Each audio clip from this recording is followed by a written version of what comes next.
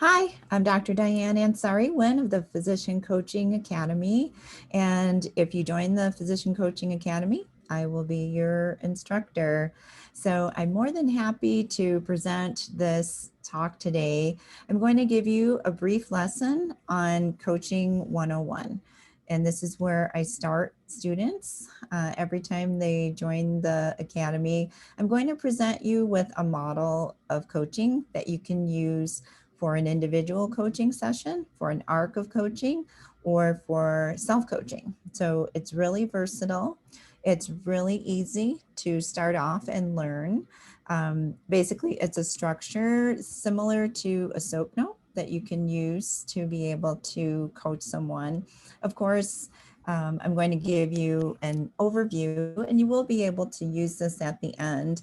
But during the academy, we use this as a structure, and then you're going to learn the art of coaching and so many other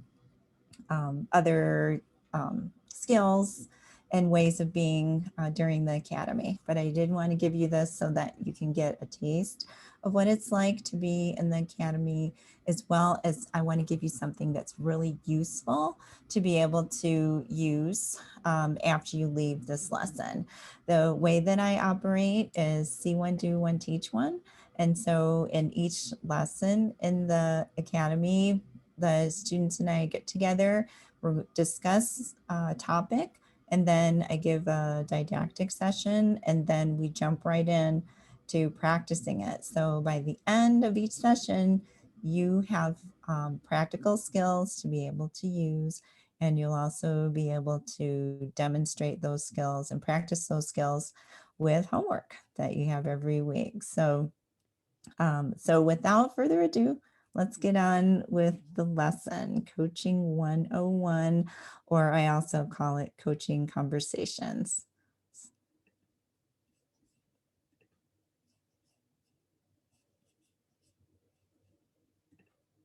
All right. Let me put this on slideshow.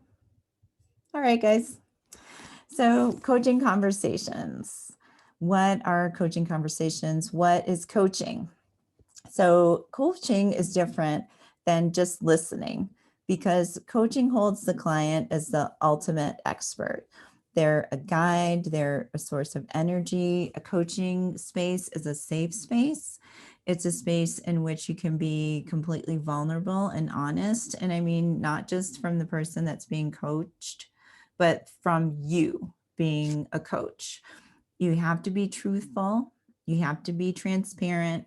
You have to kind of put yourself on the line, even though you're the expert.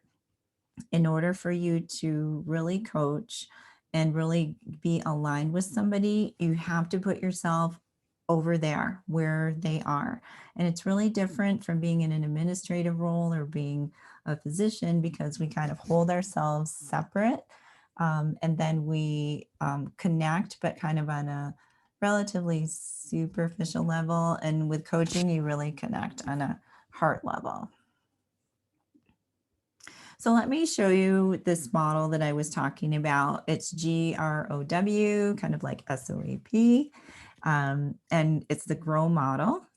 It's used a lot in business, does not used a lot in medicine. And so I've brought this to the Physician Coaching Academy curriculum because it's great. It's really easy to remember. It's really easy to use as a structure. And of course, then I'll teach you the art of coaching if you join the academy, but this will give you something to go on. So it's a really awesome model.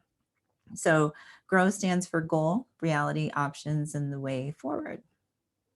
So it was developed by Sir John Whitmore in the 1980s, and it's really focuses coaching in terms of awareness and responsibility. So as physicians or healthcare leaders, we tend to hold the responsibility for developing a plan, for finding out where people are, for kind of surmising where they might be. And in the GROW model, it's you in some parts, but mostly the person that you're coaching that's responsible for sharing where they are, and then also responsible for answering the questions that you might have, doing the homework that you might offer, and then also coming up with, together with you, co-creating a plan and implementing that plan. So this is a little bit more about the GROW model diagram. So goal is, what are the goals?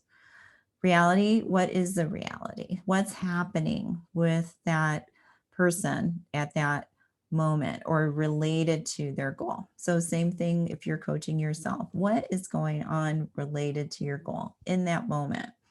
And I'll explain more about this as we go along. Options are, what are the options to be able to reach your goal?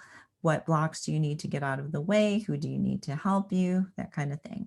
And then the way forward is, what exactly will you do now that you have all of this information? You know what your goal is, you know what's happening, you curated options, and now you're creating the way forward. So goals, again, can be personal or professional goals. And what you're looking at is, for that coaching conversation or the arc of several coaching conversations, what is the ideal outcome there?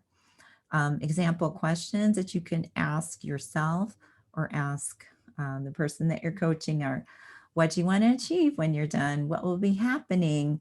And then you're going to create structures around their goals. And one of those structures is a SMART goal, or what I call a SMART goal, because in addition to it being a SMART goal, which is specific, measurable, actionable, realistic, and time-bound, a goal needs to light somebody up. It needs to light you up if you're coaching yourself, because otherwise people don't get to their goal. They get stopped, they get blocked, they get confused, they get frustrated, they stop, they self-sabotage.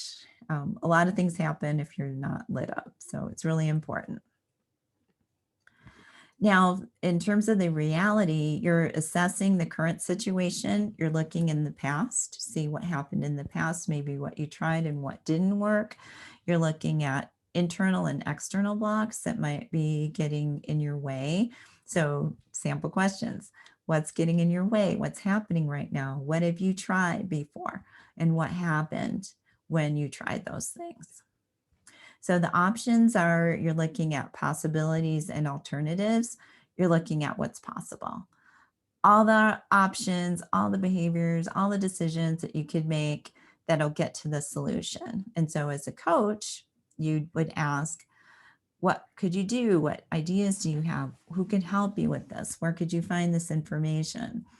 And just as an aside, I teach you how to craft these types of questions that are very specific to what's happening in that moment with the person that you're coaching. So it's not that you just have these rote questions. The questions are very dynamic and they're very tailored to the person that you're coaching as you're going through the coaching conversation.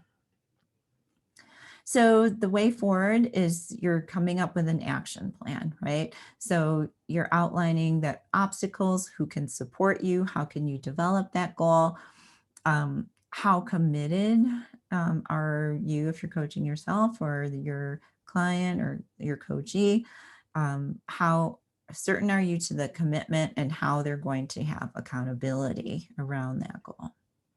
So sample questions there would be, what will you do? When will you do it? Who do you need support from? How long will it take you to complete that action? By when? Who will you be accountable to, and how? So some coaching tips: stay flexible.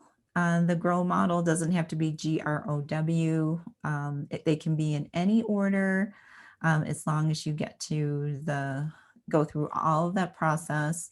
A lot of times you don't necessarily you might start with the goal, but interestingly, the goal at the end isn't always the goal that you have at the beginning. So, but after you go through this process, you'll really come up with a very specific, meaningful goal. And again, it may not look like what you started out with. Somebody comes in and they say, I want to leave medicine, for example. I've had a lot of my clients that do that. And then after going through the coaching process, they find, for example, I don't necessarily want to leave medicine. I need to take better care of myself, or I need to restructure the way that I practice, or I might need to go to another practice, or I need to mix it up by doing mission trips or something. So in any case, there's a lot of different ways to get to where you want to go. The thing is that you really need to make sure that those goals are not external goals. They're not goals that someone else has for the person that you're coaching, because they're not going to achieve them. There has to be some motivation from inside. There needs to be alignment with their values and their goals and their purpose. So some other tips are to listen actively. Listen with attention, curiosity, and empathy. You want to listen at a deeper level. And there's actually 4 levels of listening that I teach you when you join the academy. You need to listen for potential, not problems. As physicians, healthcare leaders, practitioners, we tend to listen for problems. That's what we're trained to do. We listen for gaps, we listen for problems, we listen for obstacles. And in coaching, you really want to listen for potential.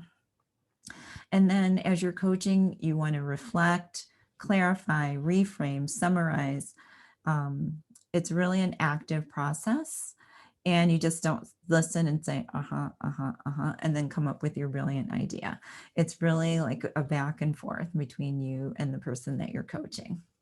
And then you want to let go of filters and perceptions. And I teach you guys about this, how to self-manage. How do you notice when something's triggering you? And what do you do when that happens? What are the perceptions that you have about your coachee that may not even be true? So be careful as you're doing this listening. We're not the expert. Again, the person that you're coaching is the expert. And then again, I'm going to teach you in the academy a lot more about how to create questions. But basically, you're going to be asking open and closed-ended questions. You don't want to ask questions that are leading or judgmental. And the questions that you ask usually start with what, where, who, how, or when. There's some level of specificity and generality that you'll get very adept at working with in the academy. So we're going to stop there. I hope that this is really helpful. I'd like to be able to help you more. If you have questions, I hope that you took notes. If you want to go back and look at the lesson again, you're more than welcome to. I actually encourage you to stop with each slide and go ahead and try and coach yourself through this process, using each slide, using the set of questions that I gave you. And I think that you'll find that this is a really powerful model for you to either coach yourself or coach somebody else. Of course, if you'd like to learn more about the GROW model, how to learn the art of coaching, and learn more about what you would be learning in the 10 weeks in the Physician Coaching Academy, I highly suggest, and I would love to be able to talk with you. So you can reach me at talkwithdrdianne.com. That's talk with and then DrDianne.com. We make it really simple for you, so you don't have to go outside of the site. If you want to talk to me now, we have a button that you can just go ahead and click, get right on my calendar, and talk to me. I'm looking forward to speaking with you. I hope again that this lesson was really helpful to you, and I will speak to you soon. Take care.